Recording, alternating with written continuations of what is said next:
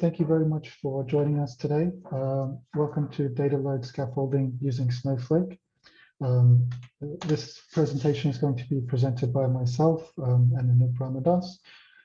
Gordon Sinclair has helped us a lot in preparing the content for this presentation, but unfortunately he's not able to make it to this presentation today. So today we will be covering a few things. We'll be talking a little bit about Altus and who we are. We will also be presenting a little bit about Altus's relationship with Snowflake. And then we'll get into the content of this webinar, which is what is the data load scaffolding, how it works. And then we will talk about a few case studies that show the client experience in using the DLS. We'll finish off with a summary, and then there'll be some time for Q&A at the end. But if you have any questions throughout the presentation, please feel free to shoot them through in the Q&A section, but we will have some time at the end as well. So jumping into the presentation, Altus has been established since 1998. We have offices across Australia, New Zealand, and the UK, and we are vendor independent in our delivery. So our products and services range from data, information, and analytics, but our focus is to drive outcomes for our clients. Our delivery mechanisms range from advisory roles to delivery to managed services. Altus's relationship with Snowflake began quite early. We are an early adopter, with our first implementation being in 2017. We were even awarded the Trailblazer Award in 2019. We have 15 certified staff, and we have presented 2 previous webinars in this series. So Anand presented a presentation on the Snowstream framework a couple of weeks ago, and Brooke presented Snowflake best practices last week. And today we will be covering our data load scaffolding. So I'm going to hand over to Anup now to discuss what is the DLS.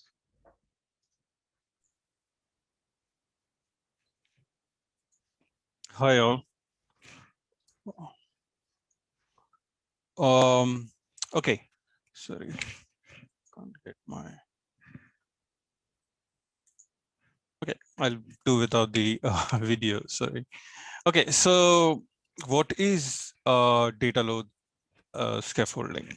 So before we get into that, just to give you a context, like in terms of data warehouse, what is data warehouse all about? It's all about trying to get your line of business data on a data platform, centralize it, and having the ability to analyze the state of your current business. That's the whole point of the warehousing.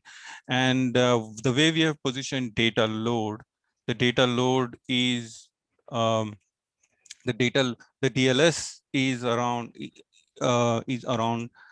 loading the data. So the whole concept of loading the data, we're trying to simplify onboarding your source system into a database. And in this case, we are specializing in Snowflake. So we have built this whole warehouse loading system using basic SQL.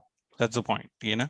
So how do we deliver it? So data load scaffolding is all about simplifying your onboarding of source systems using preset code and guided patterns. So what do I mean by preset code? Preset code is just a bunch of store procs, tables and views, which are customized based on our practice, our experience and our practice loading all this data, and delivering so many projects. And then we also have guided patterns. Guided patterns are a set of templates that we provide using one of these 3 tool sets that you see on the screen. Currently, we have clients using ADF, Talent, and Matillion. So we provide templates which they can use in order to in order to onboard data sources from different environments or different technology into Snowflake. And the actual heart of the system, the DLS bit, is just a bunch of SQL code. Answer, it's all written in ANSI SQL, very easy to read, and it gets deployed onto the Snowflake instance, onto your Snowflake instance that you use, and that's it. So it's it's as simple as that. Like there is nothing, there's no other third-party component. There is nothing else that gets used, all within your known skill set if you're already using a tool set, and just SQL. And the name data load scaffolding, the reason we are calling it is scaffolding is we are bringing in these pieces of code, and then we help you build a framework based on this scaffolding, and that's why the name. That's how we have coined the name for DLS. And so let's look deep a bit. We do a deep dive and see how it works. So the first thing, obviously there was a word metadata in that slide. I didn't read it on purpose because everything is metadata driven these days. I mean, there's nothing great about metadata. There are a lot of way of implementing metadata, but consciously based on our experience with metadata frameworks, we have been doing this for some time using BIML and other kind of technology. The metadata, if not managed correctly or if not designed correctly, becomes a big bottleneck later, because initially it's fine when you're it's a greenfield environment, the metadata is manageable, but then if the metadata becomes once you start onboarding a lot of systems, the metadata itself becomes a big management bottleneck, because unless someone understands the metadata, it's hard to onboard or run the whole system. And even if you get a small error somewhere, it's hard to debug it and hard to figure out where things have gone wrong, because it's not apparent very easily. You have to run through a lot of logic in order to understand where the metadata has gone wrong. So consciously what we have done is we have designed the metadata in such a way that you don't have to provide a lot of information. It's done at the object level. So when I say object, the easiest way to identify it is using, say, if I'm saying a database. So if you're getting database, say tables from Oracle database, that's your line of business hosting system, then it's like if you're getting the tables, all you have to give in our metadata is the table name. That's it. You don't have to worry about all the columns and the attributes and everything that has to be brought in. So if there are 100 tables to be brought in, you have 100 lines of metadata. That's it. That's all you need. So that is one of the core principles used in designing the system. And the second most important, I'm just discussing two. There are more, but I'm just discussing two. The second most important piece of piece that works is the predefined load pattern. So this is very important for the whole process, because what we are trying to say is for data movement, once you deploy DLS, you don't have to write any insert or an update query. That's it. So all you're working on is the fabulous select statement in your warehouse. You don't have to worry about any insert or update statement, which is the most boring bit of writing a load process. So what happens there is we provide you with like 4+1 patterns. So these are pre-written patterns. You can open up the store procs and see what the logic is. Not a big deal, but they are 4 patterns. So all you have to do is identify the source, identify the pattern, and identify the target. So this is what is happening. And if you look at, so this is the diagram that I've shown is there is a quick schematic of how things move. So how things are layered in a typical warehouse. And what happens here is from source system to stage. So stage is an important concept where you're bringing and staging the source system data onto this platform, like into Snowflake or any kind of database. But that is an important piece, because that is like a mirror image of your source system before you combine the data and make meaningful business use case out of it, like, or use it for something later. So the stage becomes like a copy of data of your ideally a copy of your source system. And what functionality we are giving there is like, once you identify obviously your source data sets, you identify the pattern that you want to use. So the first pattern is around full apply. The full apply, I'm not going to explain exactly what full apply is. That's a big discussion in itself. But the idea of these 4 patterns are, the first 2 patterns contain CDC logic built into it. That means if you are landing the data into stage, it will automatically create it will automatically track all the changes that is happening based on the primary key or whatever identifier used to identify the record, and then that change is captured. So the whole point is you can snapshot this. It's like snapshotted data from your source. Nothing, even if you lose a record or if you delete a record at a point in time, you can go back and see what exactly was the value of that record, and that's done using the CDC logic. And in the first pattern, it can also even identify the deletes. So that means it can even identify the source delete. The record suddenly disappears. It basically still shows you in the stage area or wherever we're landing it, staging it, it'll show you that that particular record does not exist anymore in the source system, and it gets timestamped. So that's a very powerful feature that can be used in order to design your use cases. So one of the major idea here is like, so you can run the whole extract from day one, and you're still not knowing how people are going to use the data. And like you can take 6 months to actually build a proper dimensional model or whatever the way, whatever architecture you want to use to present the data. Then when the design is ready, when your load design is ready, you can just replay the data because it's all timestamp CDC and replay that whole data set from that point in time. So the idea is the historical data, which is all CDC, you can still go back and run point in time queries and build models accordingly. And that's a huge, powerful feature that comes into play. And you can also separate the whole extract process and the load process and run them asynchronously. Then we have append. Append is straightforward for transactional data sets. So if it's like transactional data that is coming in, just whatever comes in today, just append it at the end of previous day's load, as simple as that. Then there is merge. So there are some scenarios that we have seen where people, like clients, don't want to CDC the data. It's like they just bring it in and it just does an upsert. So you can just run an upsert query. And for especially if you're running a dimensional model and you want to run an SCD2, slow changing dimension 2 for the load, that means you're creating a dimensional table and you want to run SCD2, then we have a special SCD2 pattern for the load.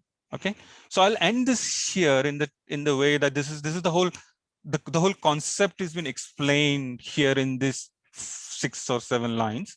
I'm not going to deep dive into how it works, but on the next part we're going to look at is how does a data engineer from your organization would actually interact with DLS. I mean, that's where the focus is. So how do we bring this in and how do we get you trained up so that you can easily use it? I mean, that's where we're going to focus on today. So I'll try to get to the slide.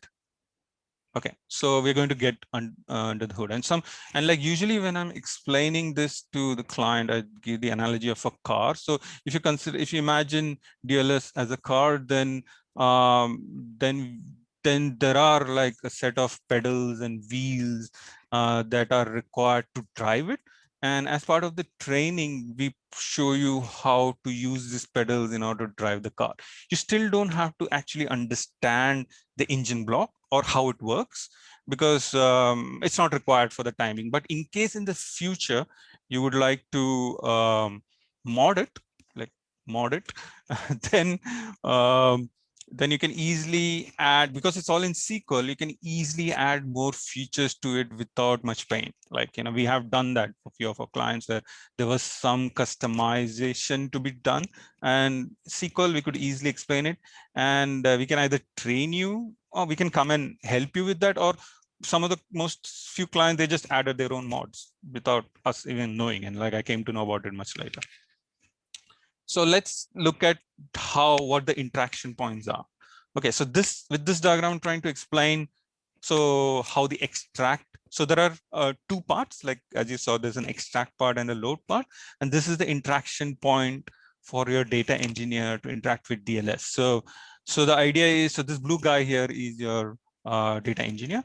So there is a bit of metadata, as I explained before. So that means that this blue guy or the data engineer needs to understand how to design the metadata and then need to, obviously, I'm guessing that this particular guy also has necessary required basic skill set in the skill that is required to run the tool set. And in this tool set, if it is one of the three that we showed before, if it's either ADF, Matillion, or Talent, we provide you with 4 templates. So the 4 templates, basically 3 are for extract and 1 is for load.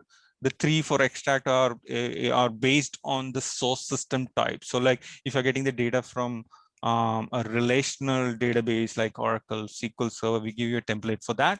And the second template that we provide is for files. If you're managing files, the files can be located anywhere on FTP server, on your file server, on some blob store. And we even have like a scenario where we can download, where we are trying to download it from a document management system and then loading it. And all those things are managed using that template. And the third template that we provide you is for APIs, like, REST API calls. It could be a JSON payload or like an XML payload, but we have a pattern for that. So these 3 patterns we provide you, we call it templates. And the fourth one is for load. We'll get to that later. So in terms of what the data engineer has to do in order to onboard the data from source is first design this extract meta, which will look something like this. Okay, let me just, oops, yeah. So this is how it looks like. It's very simple. Like here in this case, there are around 12 tables that are coming in that the data engineer has configured, and it's coming from some system called Ellipse, and there are around 10 columns that he fills up, and you're ready to go.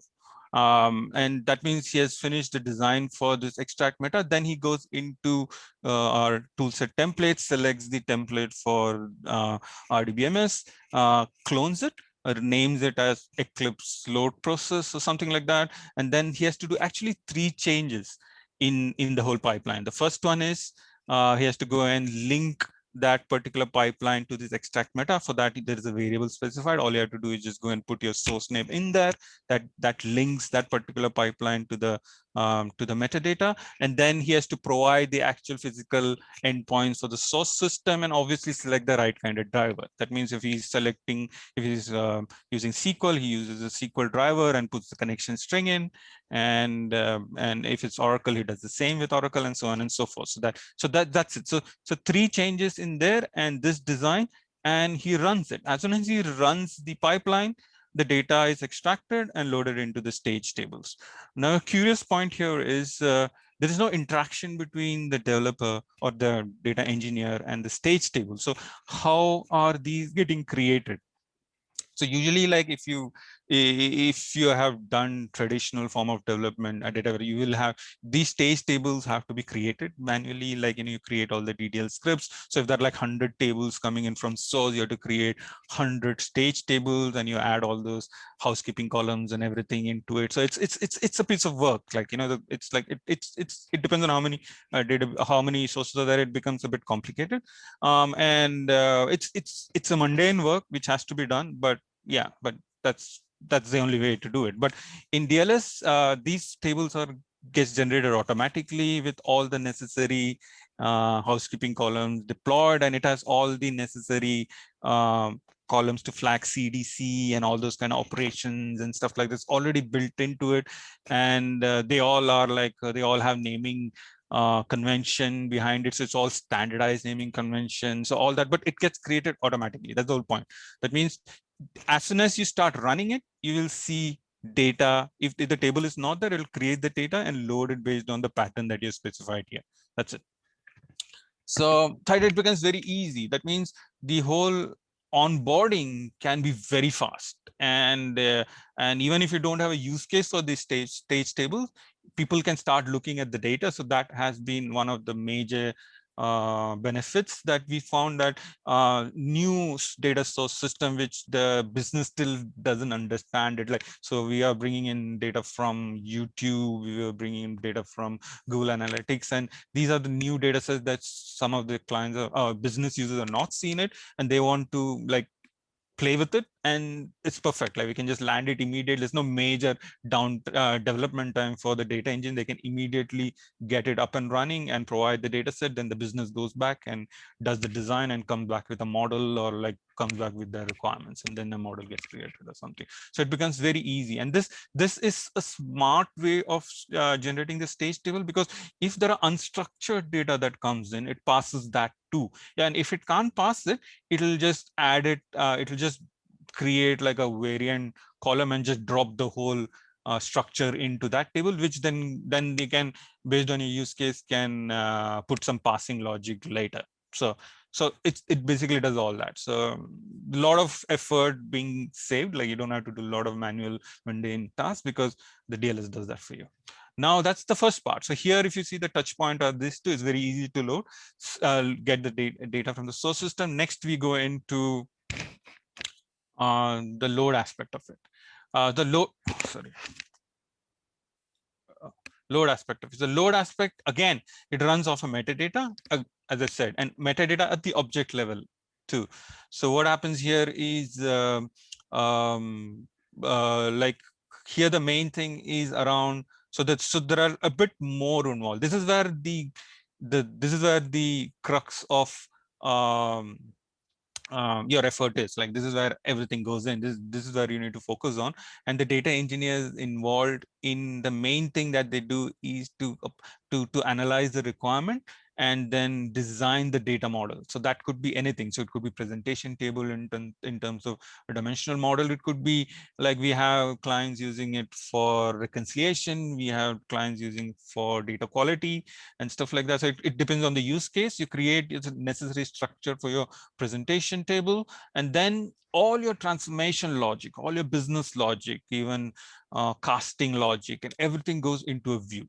So so the idea behind that was that usually, like in a traditional approach, that logic is spread across your ETL tools, store procs, and everywhere else. Like, so it's hard to understand how a stage, how your basic LOB structure is converted into a presentation model. What is the logic? It's hard to find the logic unless someone documents it, and that document gets obsolete very soon because a new logic comes in and you forget to update the document. Whereas here is actually in the runtime. So the transformation view, which is the runtime view, is where your logic is. And if you know how to read SQL, that's your documentation. So you just read it and you know exactly how each column gets transferred, where it is going, how it is getting used. So it's a good, like it's quite visible and it's centralized too. I mean, that was a huge advantage that we saw on how clients are using it.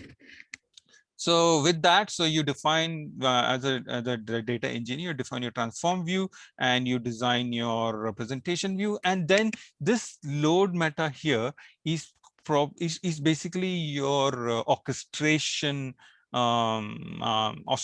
configuration. So you're using the load meta to do the orchestration. And in this scenario, you see that the data engineer is running some what do you call it, some enrichment transformations that they're trying to. So these are the transformation views here. And what happens is they're running it to like do some validation, some basic casting from on and encoding and stuff like that. And the second part they're using it for is running some data query. Data quality checks on the data that gets landed, and they're running. And this data, the DQ table that gets generated then can be actually fed into your enterprise data data quality system if you have one, or you can write reports on top of it and figure out what's going on, if there were any data quality issues on top. And then obviously the same thing applies, like if you're running it on a dimensional model, then you need to create your dimensions and facts, and you want to sequence them. So this is where you sequence all the load. So that's simple as that. So here what the data engineer has to do is just set up the metadata for load, and then just configure again. There's only one template for load, so you just clone that and just link it again to this particular storage, and there's nothing else to be done. That's the only change that is required, because everything else is internal, and it just and the pipeline that he clones is automatically, it knows which proc to call, and all that sequencing is already made. There's nothing else to be done. So it's very easy. So here the main effort is obviously to get the business users, the business users understand the business logic and build the necessary transformation view and a model for presentation. That's it, as simple as that. So what are the benefits that that has been realized by our clients? Okay, so first of all, it's very easy. Accelerated development. As you saw, there's hardly anything you have to do. You don't have to write anything, any insert queries, and it's the same query which is or the same code which is being currently run by like 6 or 7 organizations since we introduced it. So there's no change in the underlying code. It's already been tested by someone. So all the movement query within a warehouse needn't be tested. So that reduces, apart from increasing the development, accelerating the development, it also reduces your test cycles, because you're testing only the transformation query. You don't have to test all the movement query, all the data movement queries. How many that you can stretch it to any number of levels, but you don't have to stretch, you don't have to ever test that. It's just the transformation query. So it just speeds up your whole testing process. And then other thing that is happening is adaptability. So as I said, we are bringing in scaffoldings. We are not giving you a framework, so we can adapt to your existing structures, your existing presentation layer, or your existing naming conventions. So it's easily adaptable to whatever you're using. And if it's a greenfield and you don't have it, then we're also providing you with all the naming conventions that comes with it. So you don't have to reinvent the whole wheel, and you just adopt whatever we have. So it's the adaptability both ways is quite easy. So we can use the same data access pattern, your client presentation layer, and you can use your existing naming convention too. Then the other thing is extendability. So at any point in time, if you see that there is a feature missing, it's SQL code. All you have to do is just, okay, like I want a new feature added. This time I need to understand how that DLS engine block works. If you don't understand, you can just reach out to us. We can come and explain what exactly is happening, and you can just add a code. It's just add a proc, and that's it, done. Like it's very easy to add new features. And then and obviously, because of all this, the whole maintenance aspect of it is very easy, and it becomes very inexpensive, because you don't need a rocket scientist to manage a load process. You need someone with SQL skills, any SQL skill, Oracle SQL, as long as they understand ANSI SQL, they will be able to manage the whole load process. And we have designed the load process in such a way that it has everything is logged, and everything has everything. If you saw that diagram, there is a logging, so everything is logged. So if you put a report on top of it, you can just figure out exactly what is going wrong. Every component has a every component run has a timestamp, so you can manage, you can understand the performance of each component and how the daily run is running and all those kind of things. So very easy to manage, and all they have to do, and because and it's all loading in a milestone kind of format. So the idea is, like, in case there's a failure, all the maintenance or the support team has to do is just restart the job, and it will automatically start from the point of failure. So it becomes very easy in order to manage job, and anyone can do it. Anyone with SQL skills should be able to do it. So so these are the core benefits that we discussed. There are a lot of others, but let's not get into that. So in terms of we introduced this whole process around towards like Feb last year, and since then there's like around 7 different organizations already adopted it.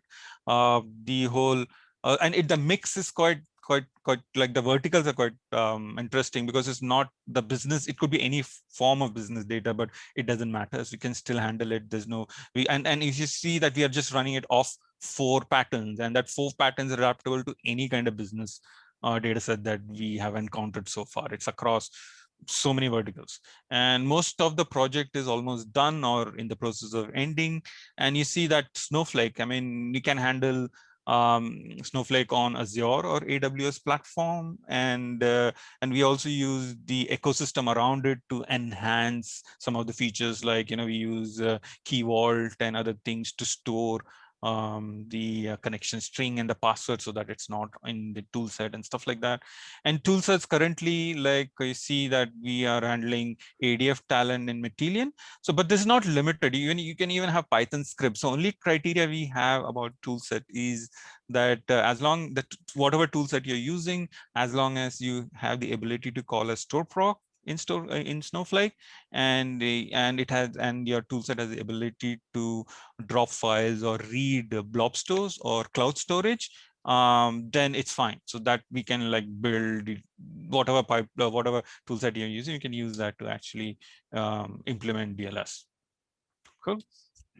Okay, so the next part was actually to be done by Gordon, who's not here. So he implemented it onto one of our clients, and I'll try to run through the slide. It may be a bit rusty. I mean, I'm still don't know the full content, but let's see how we go.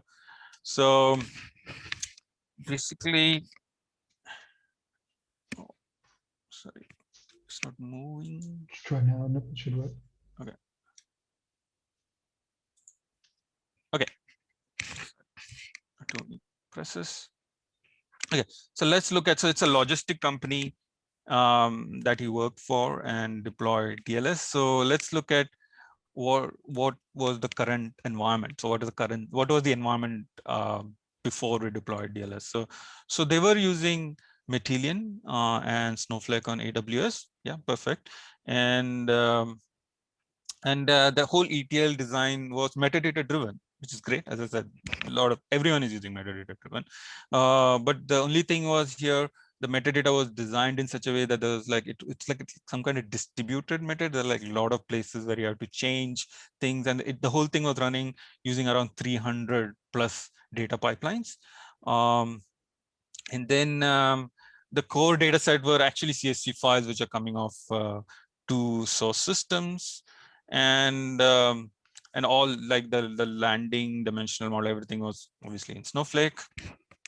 All good. So what are the challenges? The challenges around the volume, like 300 pipelines, like a lot of pipelines to orchestrate and like, to monitor, manage and stuff like that.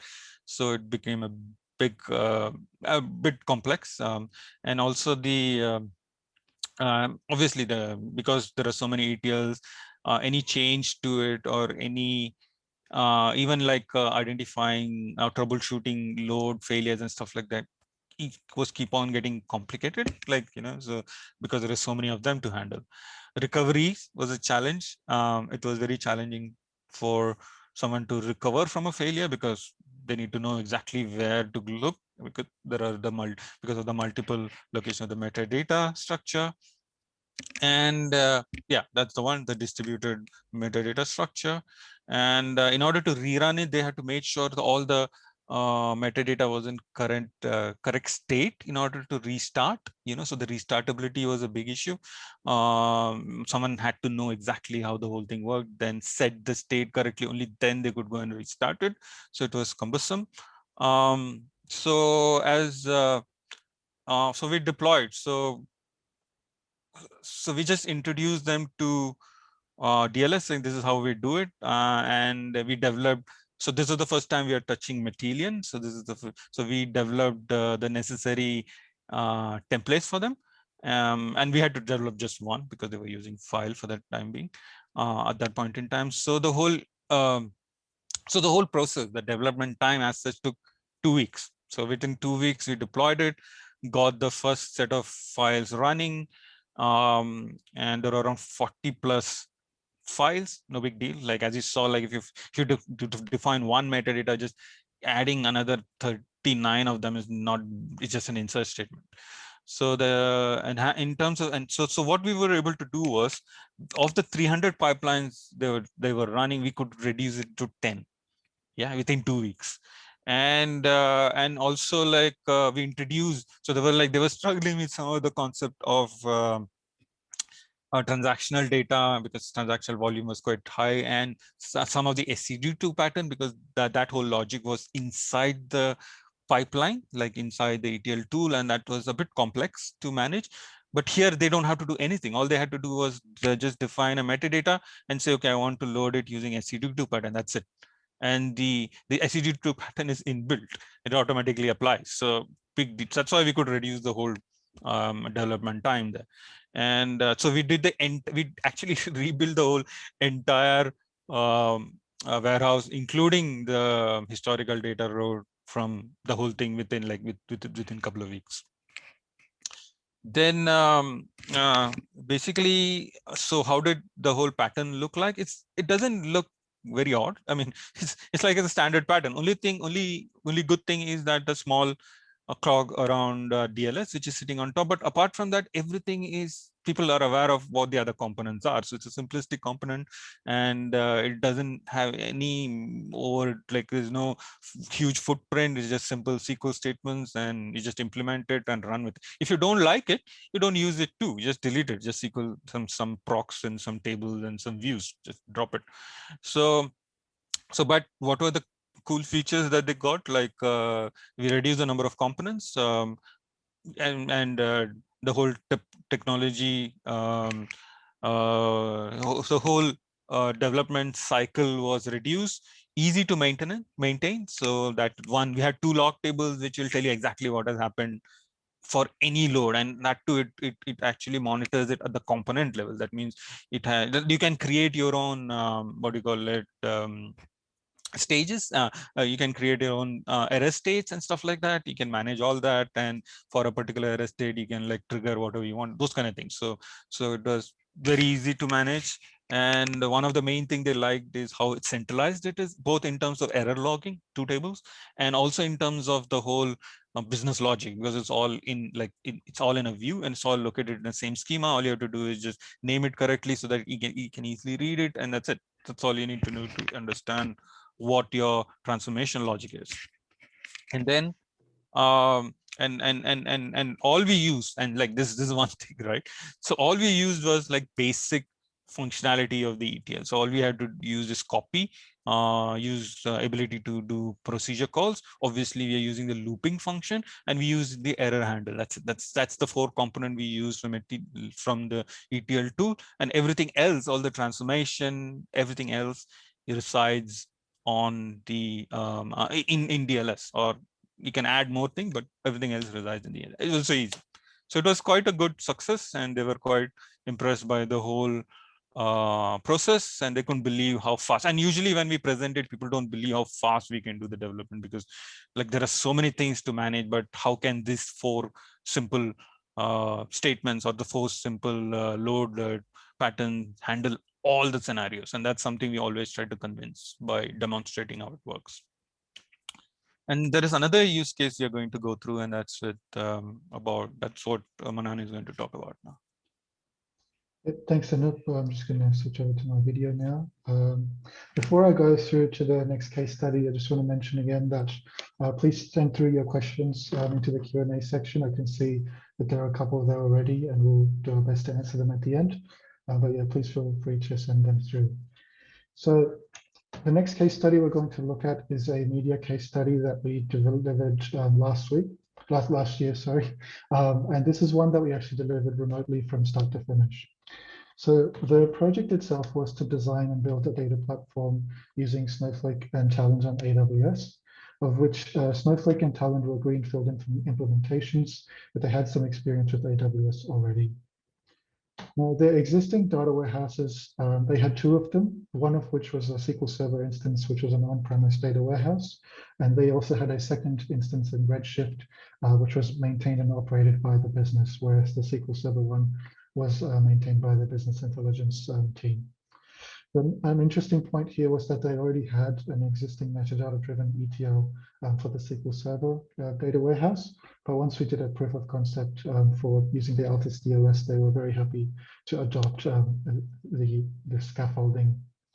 So what we actually did for them was we used the DLS to merge these 2 existing data warehouses. But the key point here is that we were able to maintain the existing data model. And for this particular client, this was extremely important because what you see here in this diagram is that they had a lot of analytics and reporting requirements that were dependent on these two existing data warehouses, specifically the existing data model. So what we did is we took their source systems, we fed it through Talent into the DLS, but using the DLS, we were able to merge these two different requirements and data models into a single view, but keeping the same structure so that they didn't have to do any changes or updates into their analytics and reporting. So I'm going to go through some of the key achievements, and I'll split these up into the two different sides of the process that we saw. So we'll start with the extract side. And the first one that I want to talk about is a customer opt-out scenario. So one of the data sources that we had to load through this new platform was storing customer subscription information. And the key thing here was that if a customer opted out of a subscription, their record was actually deleted from the source system. And this is very important that we track this accurately in the data warehouse, because data from this particular source system was fed from the data warehouse itself into downstream systems and processes. And in some cases, if the delete was not tracked correctly, it could result in a customer who had opted out receiving a notification or an email from this client. So it's quite important that we track this accurately. But using Altus DLS, we already had the existing load pattern that managed source delete. So we were able to implement this out of the box. We were able to process the full data set each day, which was roughly 100 million records, which was approximately 1.5 gigabytes of data. But the very important thing here is that previously in the Redshift and Python environment, this load time was approximately 7 hours. But using the Altus DLS, we were able to reduce that to 1.5 hours. And this was really important because this data source and the way it was configured had a tendency to fail. And so restarting it was a really big problem for them, having it taking 7 hours. And so when it's reduced to 1.5 hours, it was very beneficial for them. This leads me to the next point, which is complex data sources. So we developed several sources and implemented them as part of this project. But several of them were quite complex. And one instance of this is the YouTube reporting API, which involved multiple steps that we had to take before we could actually retrieve the download URL of the report that we wanted to process. The other thing is that we needed to call this API using the correct watermark dates, because on the reporting API side, there could be several instances of a particular report sitting there that had been created on different dates. And so when we make this call, we need to make sure that we passed in the correct dates. So we actually solved this data source using just 4 lines of data, metadata, one for each report that we needed to process. And this metadata lines included all of the information around watermark dates, constructing the payload that we need to pass in to the reporting API, and all of that was solved using just 4 lines of metadata. Similarly, we also solved a couple of other complex data sources. As I mentioned, we've dealt with Google Analytics, Adobe Analytics, and the Salesforce Marketing Cloud as well. The other thing to note is that we dealt with some semi-structured data. So some data sources were processed that sent us JSON files, JSON-L files, or XML in some cases as well. That actually brings me to the last point on the extract side, which is the accelerated development and testing. So as part of this project, which was about 5 months in duration, as I mentioned earlier, was delivered all on remotely. We integrated and tested 11 data sources using the Altus DLS. These included delimited files, JSON files, JSON-L files, even headerless files. We also dealt with databases, APIs, and the like.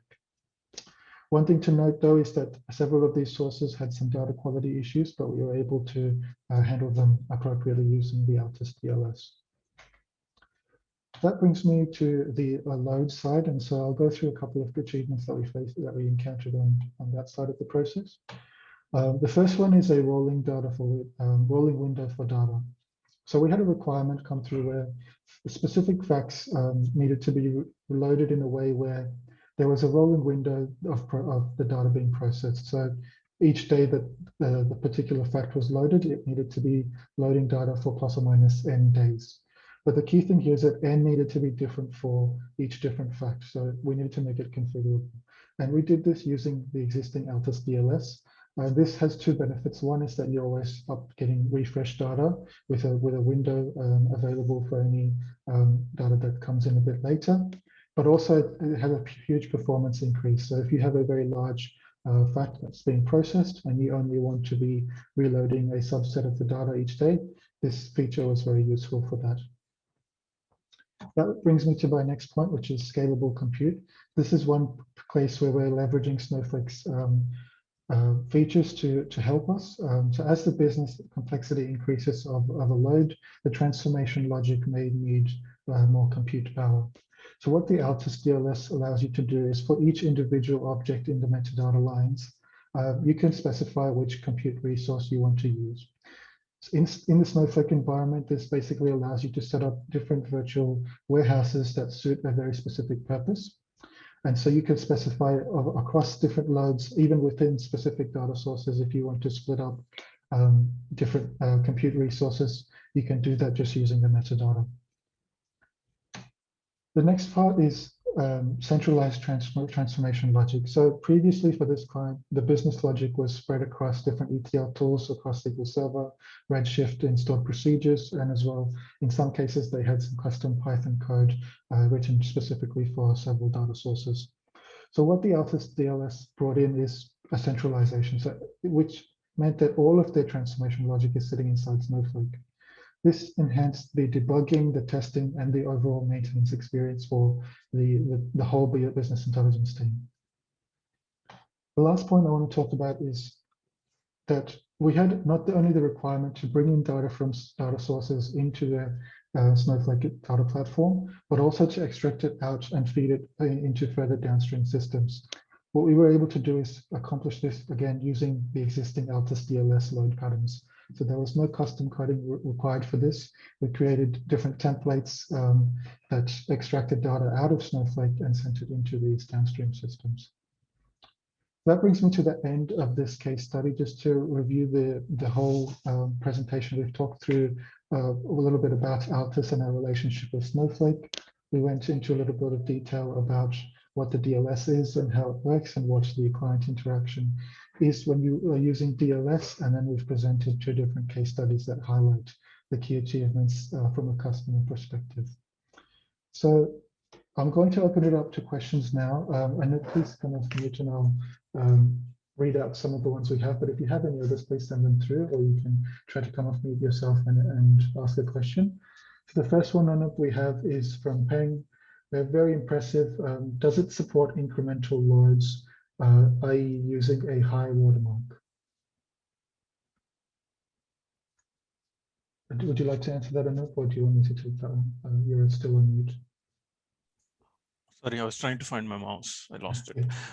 Yeah, I mean, yeah, incremental. So the whole watermark, we have a very like in-depth watermark management capability, which is very easy. We have it's basically surfaced as a simple column where you can adjust your watermark, and it also has logic where you can add on how these watermarks are incremented independently of the source system. So you have best of both worlds. And also we had a scenario where the watermark is not picked up by like a simple system date from the destination, from warehouse, but we had to pick up the because it's a time zone thing, that the watermark is managed by the system date on the source system. So that was a very complex feature. So, but we were able to manage like with the same structure, no big deal. It has all the necessary built-in processes by which we can just get the data from anywhere, manage the watermark, and increment it too if the data source doesn't have incremental. Like in this scenario for media, where we had to create the watermark ourselves, we need to keep a track because we need to know exactly what we loaded, last loaded till what date, and we preserve it as part of the metadata. It doesn't go into any other table. It's all there in your in the metadata structure itself, and in the logs that you create, it actually tells you, or it actually gives you the source query. So the log preserves the source query. So if it's a SQL statement, you can actually see what was pulled in for what date and what was the watermark. So we are preserving the source queries in our log. So it's a good way of understanding what went wrong, or in case there is something going wrong and if it's not getting calculated properly, you can easily figure it out. Sorry. Yeah, so we can do anything with watermarks. Awesome. Anything else? Yeah, there is another question, but I wanted to leave it to the last one in case there are any more. But in case there isn't, I'll just go ahead and answer that one. So the question is, are we able to view the logistics case study deployment in dev environments? I think that will be the best way to learn. So I'm going to flick over to the last slide here, which will answer that. The first thing I'd like to point out on this slide is that if you registered for this webinar, not necessarily if you are present today, but in case you did register and you received the recording via email, you have access to an exclusive offer, which is a free framework readiness assessment. But to answer the question, you can also ask us to organize a technical demonstration that would involve a demonstration of a dev environment. The other things here on this slide you can do is get in touch with us to help us with your modern data platform, or just ask us for advice on on training your staff. I'll just finish off and then I'll answer open it up for more questions as well. Please do join our mailing list to stay up to date on our webinars and other offers, and to get in touch by email or the other contact information. We do have another question now. So can you easily build a monitoring report off the log/audit table? And so I'll answer this one. It's a definite yes. We have implemented a monitoring report at several of these implementations in different tool sets, Power BI, Tableau, and the like. And there's existing patterns you can use, or we can create a one that suits your requirements differently to the ones we have in place. So the log and auditing tables, as I mentioned, store quite a bit of information, and so the detail that you can extract out of them in a report is very extensive, and it reveals it can be used very nicely to monitor the overall ETL process. Any other questions?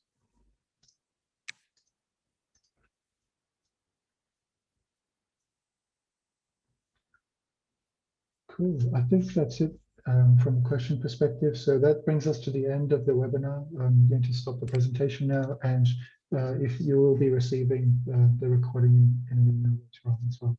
So thank you everyone for joining us today. Hope you have a great day.